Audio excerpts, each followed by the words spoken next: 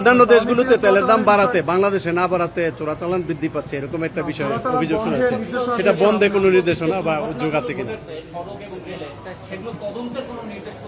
এগুলো সড়ক মন্ত্রী কথা বলবে, রেল মন্ত্রী কথা বলবে, নৌপরিবহন মন্ত্রী কথা বলবে, জ্বালানি তেলের বিষয়ে জ্বালানি মন্ত্রী কথা বলবে। তেলের দাম যেহেতু বাড়েনি সেজন্য চোরাচালান বন্ধে কোনো হ্যাঁ, জ্বালানি তেলের মূল্য বৃদ্ধি না করা এটা সরকারের একটি বড় সফলতা এবং অগ্রিম প্রস্তুতির কারণে আমাদের এই সফলতাটা এসছে।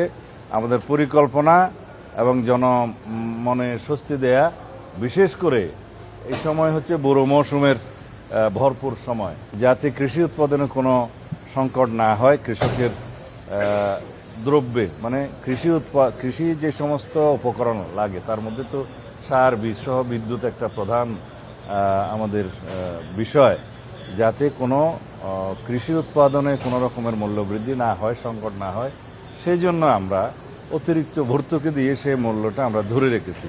আন্তর্জাতিক বাজারে মূল্য বৃদ্ধি হয়েছে, পার্শ্ববর্তী বহু দেশে জ্বালানি তেলের মূল্য বৃদ্ধি হয়েছে এবং অনেক রকমের মানে শিক্ষা প্রতিষ্ঠান সহ অনেক প্রতিষ্ঠান বন্ধ করে দেওয়া হয়েছে বিভিন্ন দেশে জ্বালানি সাশ্রয়ের জন্য। কিন্তু আমরা সবকিছুই সুচারুরূপে বাংলাদেশে সম্পন্ন হয়েছে মাননীয় প্রধানমন্ত্রীর নির্দেশনায় এবং পরিকল্পনায়।